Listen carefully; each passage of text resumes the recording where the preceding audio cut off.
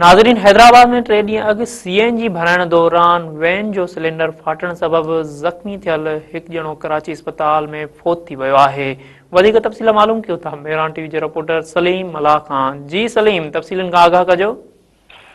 जी बिल्कुलु, 3 ॾींहं अॻु में CNG भराइण दौरान वैन में जेको सिलेंडर लॻल हुयो हुन में धमाको थियो हुयो, जंहिंमें मजमूई तौर ते 6 माण्हू ज़ख़्मी थिया हुया, जिन मां अब्दुल मजीद अब्बासी जेको आहे उहो ज़ख़्मनि जा सूर न सहंदे कराची जी अस्पताल में फ़ौत थी वियो आहे।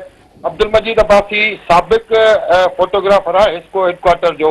ही जेको आहे पंहिंजे पुट सां गॾु वैन में वेठल हुयो त ओचितो सिलेंडर में धमाको थियो हुयो ऐं ही 35 सैकड़ो खां वधीक सड़ियो हुयो। पहिरीं हिनखे सिविल अस्पताल हैदराबाद मुंतक़िल कयो वियो, जंहिंखां पोइ जेको आहे हिनखे कराची शिफ्ट कयो वियो, जिते हू ज़ख़्मनि जा सूर न सहंदे फ़ौत थी वियो आहे ऐं अॼु जेको आहे हुनजी तदफ़ीन कई वई।